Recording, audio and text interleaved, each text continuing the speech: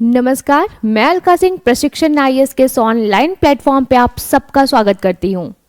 आज आपके लिए मैं बहुत ही इम्पॉर्टेंट, खास करके आईएएस और पीसीएस में ये पूछे गए टॉपिक्स हैं, स्टेम सेल लेके आई हूँ। क्या है स्टेम सेल और ये क्या करता है, आज इस वीडियो में हम जानेंगे।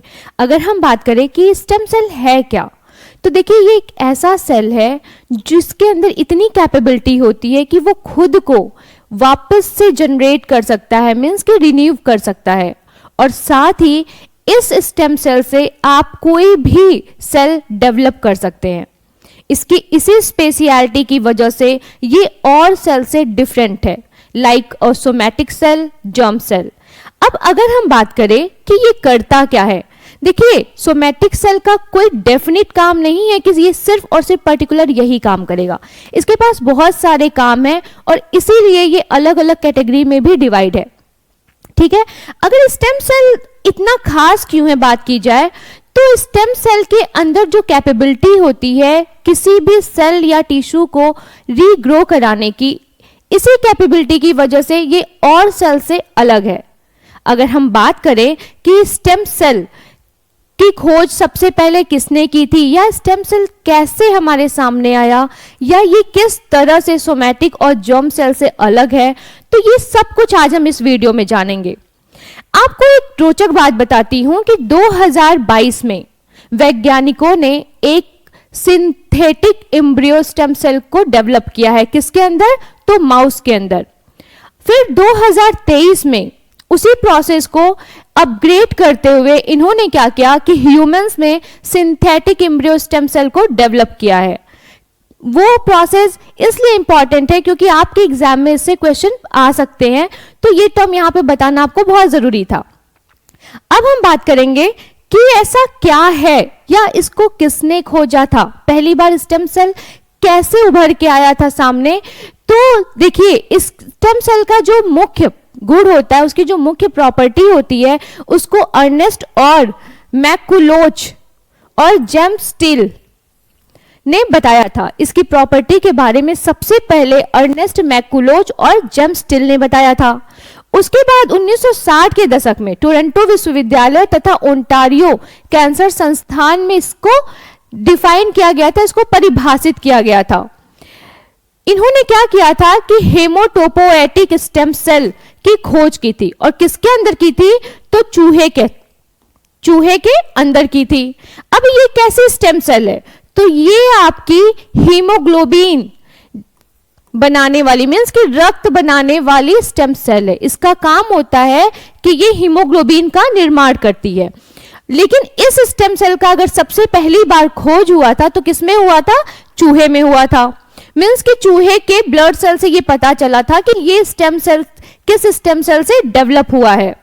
फिर आगे हम बात करते हैं कि 1978 में ह्यूमन गर्भनाल में भी स्टेम कोशिकाओं की खोज की गई थी।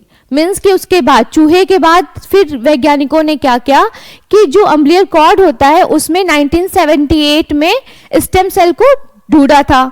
फिर 1981 में अगर हम आते हैं तो मार्टिन इवांस और मैथ्यू कॉफमैन ने चूहे के ब्लास्टोसिस्ट से क्या किया था? एम्ब्रियो स्टेम सेल को डेवलप किया था। ठीक है, चूहे के ब्लास्टोसिस्ट, ये क्या है अभी मैं आपको बताऊंगी ब्लास्टोसिस्ट क्या है, से क्या किया था, तो भ्रूण स्टेम कोशिकाओं का संवर्धन किया था। उसके बाद आते हैं तो 1998 में जेम्स थॉमसन ने पहली मानव भ्रूण स्टेम कोशिका रेखा विकसित की थी। अब ये कोशिका रेखा क्या है, सेल लाइन क्या है, अगर इसकी बात करें तो ये वो कोशिकाएं हैं जो कि बार बार रिप्रोडक्शन करके एक टाइम ऐसा आता है कि खुद क्या हो जाती हैं, डेड हो जाती हैं। ठीक है, ये क्या हो जाती हैं, डेड हो जाती हैं, लेकिन ये मर जाती हैं लेकिन खुद को कभी भी डिफरेंशिएट या चेंज नहीं करती, एज इट इज बनी रहती हैं। तो इस सेल को क्या कहते हैं? सेल लाइन, कोशिका रेखा कहते हैं। और इसको किसने? तो जेम्स थॉमस ने पहले मानव भ्रूण स्टेम में कोशिका रेखा को क्या किया था? डेवलप किया था। अब एक और रोचक बात आपको बताती हूं, शिन्या यामानाका ये एक जापान के वैज्ञानिक हैं, इनको 2012 में नोबेल प्राइज भी मिला है, सियामा नाका को। कब? तो 2012 में इन्हें नोबेल प्राइज मिला है। क्यों? इन्होंने इंड्यूस्ड प्लूरिपोटेंट स्टेम सेल को डेवलप किया था। ठीक है, मीन्स की iPSC को इन्होंने डेवलप किया था शिन्या यामानाका ने, और ये कहाँ के हैं? तो ये जापान के हैं। इसी के लिए इनको 2012 में नोबेल पुरस्कार से नवाजा गया। ये एग्जाम के हिसाब से बहुत ही इंपॉर्टेंट टॉपिक है। ठीक है, इस टॉपिक से आईएएस में और पीसीएस में भी क्वेश्चंस पूछे गए हैं, जो मैं आपको बताऊंगी। अब हम बात करते हैं, यहां पर एक टर्म यूज हुआ है ब्लास्टोसिस्ट। ठीक है, तो क्या है ब्लास्टोसिस्ट? अगर इसकी बात किया जाए तो देखिए, हमारी बॉडी में 3 टाइप के सेल होते हैं। ठीक है, सोमैटिक सेल, जर्म सेल और स्टेम सेल, जिसकी अभी हम बात कर रहे हैं। तो ये जो जर्म सेल होता है ना, ये सिर्फ और सिर्फ सेक्स सेल होते हैं, जिसमें मेल का स्पर्म और फीमेल का एग आता है।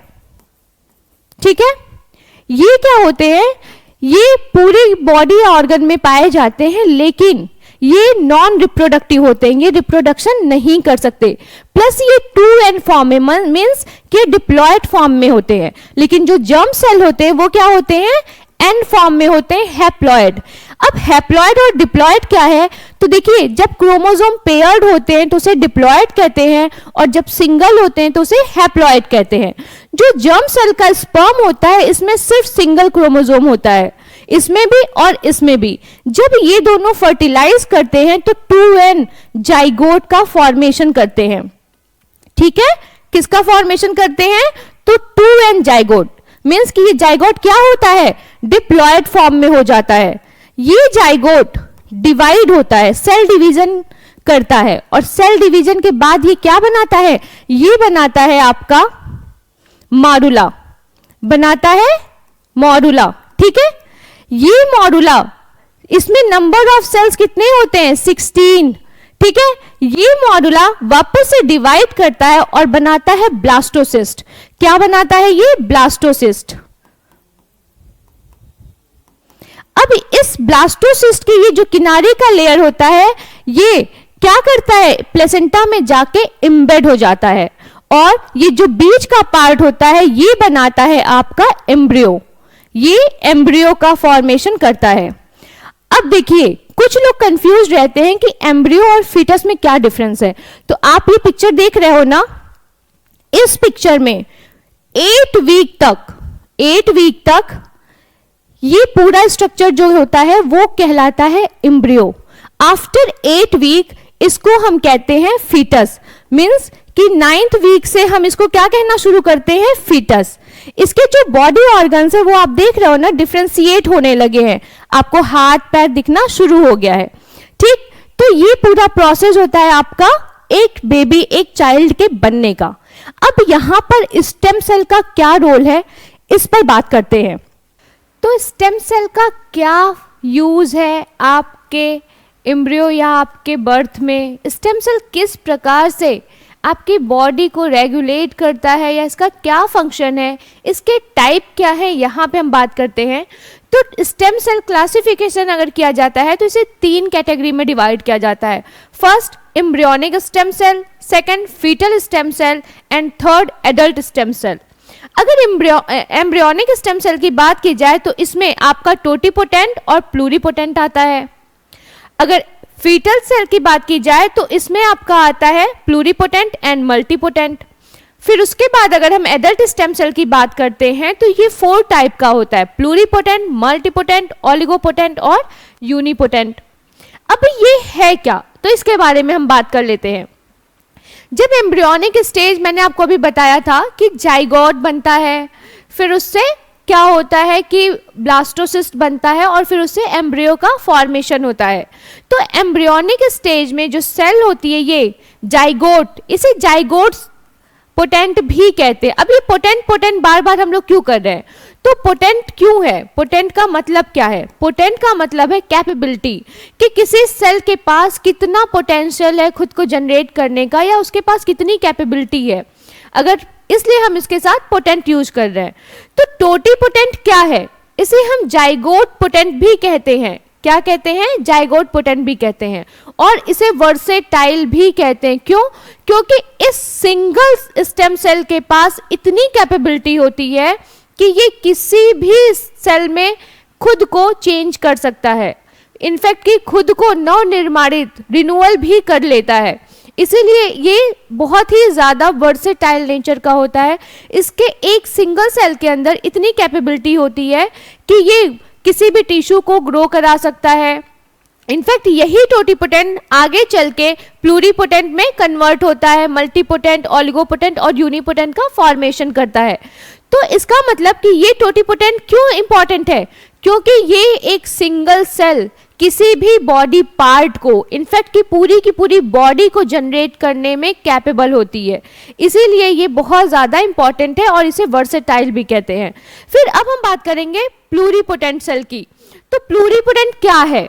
देखिए, प्लूरिपोटेंट के पास भी कैपेबिलिटी होती है कि ये आपकी बॉडी के किसी भी ऑर्गन को क्या करती है? जनरेट करती है, लेकिन ये पूरी की पूरी बॉडी नहीं बना सकती। ये सिर्फ और सिर्फ बॉडी के कुछ कुछ पार्ट्स को ही क्या करती है? जनरेट करती है। जैसे कि कई सारे प्लूरिपोटेंट हमारी बॉडी में होते हैं, ठीक है? तो वो क्या करते हैं? जैसे आपके हार्ट के फॉर्मेशन में अलग, लंग्स के फॉर्मेशन में अलग, ब्लड के फॉर्मेशन में अलग, तो ऐसे करके ये क्या करता है कि डिफ्रेंशिएट होता है। और इसकी एक स्पेशलिटी क्या होती है कि ये खुद को बिना चेंज किए डिवाइड हो सकता है। ये इसकी सबसे बड़ी प्रॉपर्टी होती है। फिर हम बात करेंगे मल्टीपोटेंट की। मल्टीपोटेंट की खासियत क्या होती है? तो जब देखिए, ये मल्टीपोटेंट क्या होता है कि फीटल और एडल्ट दोनों स्टेम सेल में पाया जाता है। इट मीन्स कि ये हमारे बॉडी के डिफरेंट ऑर्गन्स, लेकिन लिमिटेड, ये नहीं कि सारे बॉडी पार्ट्स को बना दिया। जैसे कुछ कुछ जैसे आपकी स्किन, आपका ब्लड, आपके टीथ या फिर आपके हेयर्स, ऐसे करके आपके इम्यूनिटी सिस्टम को, तो इस तरह के जो स्पेसिफिक होते हैं उनके फॉर्मेशन के लिए आपका मल्टीपोटेंट होता है, ठीक है? अब उसके बाद हम बात करेंगे ओलिगोपोटेंट की। ओलिगोपोटेंट क्या है? तो देखिए, ये सिर्फ और सिर्फ सिंगल ऑर्गन के फॉर्मेशन में वर्क करता है, लाइक अ ब्लड। ये किसका निर्माण करता है? तो ये ब्लड का निर्माण करता है, ठीक है? ब्लड के निर्माण के लिए कौन रिस्पॉन्सिबल है? ओलिगोपोटेंट। फिर हम बात करेंगे यूनिपोटेंट। ये भी सिंगल सेल को जनरेट करता है या सिंगल ऑर्गन के लिए रिस्पॉन्सिबल होता है, लेकिन अब इन दोनों में डिफरेंस की बात की जाए तो इसके पास खुद को रीग्रो करने की ताकत नहीं होती, ये अपने आप को कभी भी रिन्यूअल नहीं कर पाता। लेकिन यूनिपोटेंट के पास ये कैपेबिलिटी होती है कि वो रिन्यूअल करता है। ये तो रही आपकी पूरे स्टेम सेल के टाइप की बात। अब इसमें खास बात क्या है? अगर इसकी बात की जाए तो देखिए, आप सब अभी जानते हो ल्यूकेमिया एक ब्लड कैंसर है, और हाल ही में वैज्ञानिकों ने लोगों के स्टेम सेल को कलेक्ट करना शुरू किया है। लोग अपने स्टेम सेल को डोनेट कर रहे हैं। वो क्यों कर रहे हैं? क्योंकि जिसका भी स्टेम सेल मैच होगा उससे ल्यूकेमिया मीन्स कि ब्लड कैंसर का इलाज किया जा रहा है, ट्रीटमेंट किया जा रहा है। इसका मतलब कि आपको बोन मैरो डोनेट करने की जरूरत नहीं पड़ेगी, आप अपने स्टेम सेल को डोनेट कर सकते हो और उससे किसी एक ल्यूकेमिया पेशेंट की जान भी बच सकती है। अब हम बात करेंगे कि वो डोनेट कैसे करते हैं। तो हमारे मुंह से सलाइवा को कलेक्ट करते हैं और सैंपल के लिए भेज देते हैं। फिर वहाँ पे टेस्टिंग होती है, वहाँ से रिजल्ट आता है कि आपका स्टेम सेल मैच हो रहा है या नहीं मैच हो रहा है, या आपका stem cell as a donor work कर सकता है या नहीं कर सकता है, आपको इन्फॉर्म किया जाएगा। अगर कर सकता है तो आप फ्यूचर में किसी को भी अपना स्टेम सेल जिसको ज़रूरत हो या जिससे मैच हो रहा है, आप उसको डोनेट करके उसकी जान बचा सकते हो। तो ये टेक्निक सोच लीजिए आप कि कहाँ तक प्रोसीड कर गई है, कहाँ तक बढ़ गई है। फिर अगर हम बात करें छिपकली की, तो आपने देखा होगा कि छिपकली जब भी लड़ाई करती है या एनिमी को देखती है सामने, तो अपनी पूंछ को छोड़ देती है, मीन्स कि पूंछ को अपनी बॉडी पार्ट से अलग कर देती है। वो पूंछ के अंदर जान तो रहता है, वो छटपटाता रहता है, लेकिन वो जो छिपकली रहती है वापस से उसकी पूंछ ग्रो करना शुरू कर देती है। तो ये कैसा प्रोसेस है? ये स्टेम सेल से ही तो हो रहा है। इट मीन्स कि स्टेम सेल से बॉडी के किसी भी ऑर्गन को रीजनरेट किया जा सकता है। बॉडी में किसी भी डिजीज को आप क्योर कर सकते हैं। आपके किसी भी बॉडी ऑर्गन, जैसे अगर आपका कोई बॉडी पार्ट कट गया है तो आप उसको वापस से रीग्रो करा सकते हो। इसके लिए ये स्टेम सेल बहुत ही अहम भूमिका निभाती है।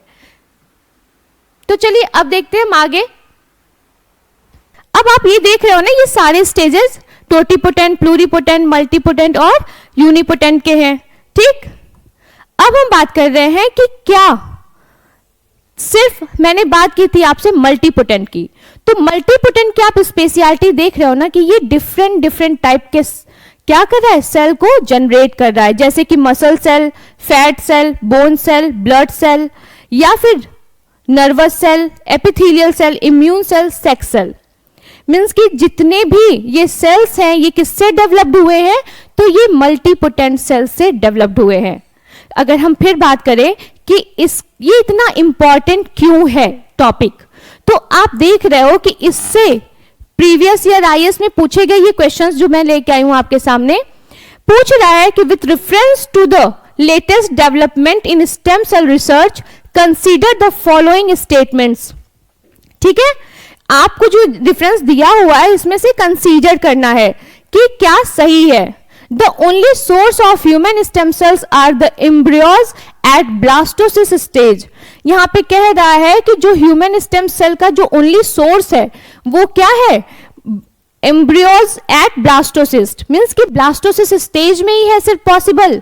तो बताइए क्या ये सही है?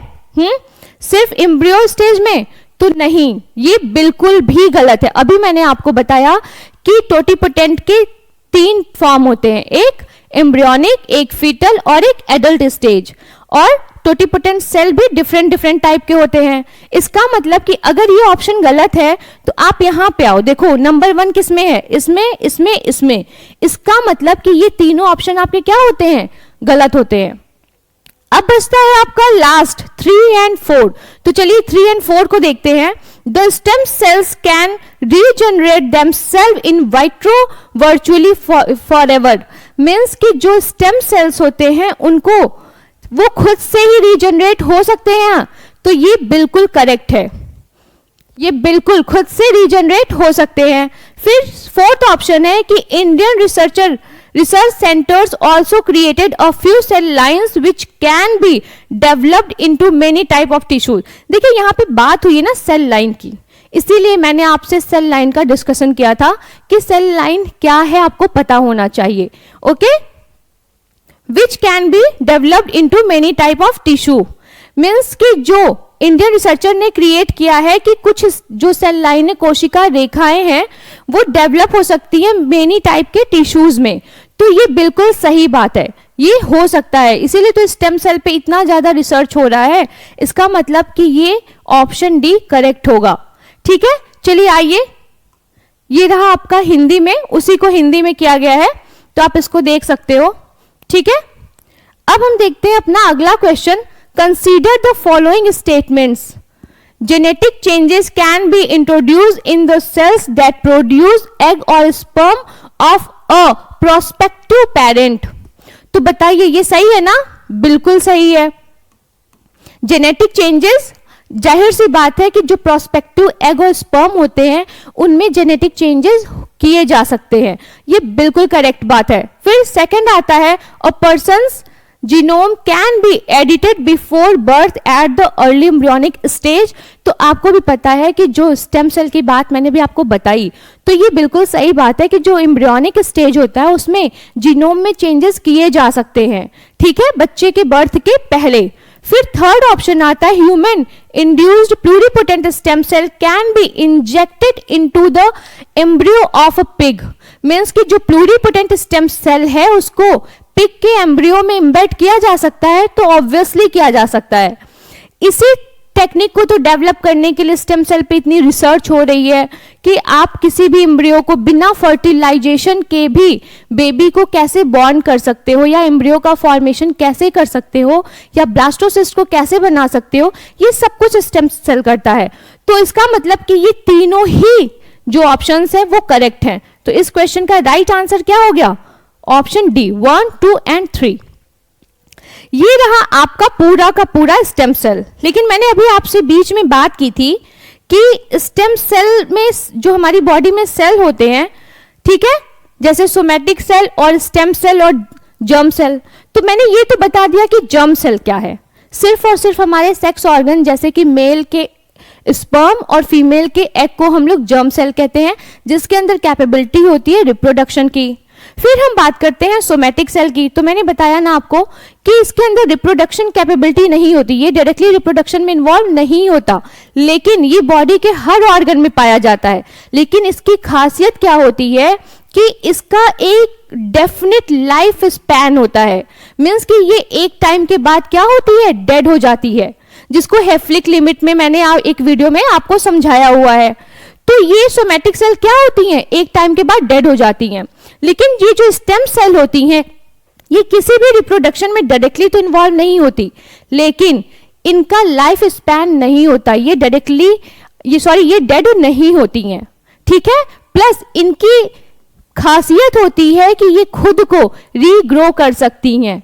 ये किसी भी बॉडी ऑर्गन को रीग्रो कर सकती हैं, किसी भी टिश्यू या सेल को रीग्रो कर सकती हैं। तो ये डिफरेंसेस है इन तीनों सेल में, ठीक है। कभी कभी एग्जाम में ये भी पूछा जाता है जब हम कंफ्यूज कर जाते हैं। और फिर ऐसे ही मैंने आपको बता दिया कि एम्ब्रियो और फीटस में क्या अंतर है।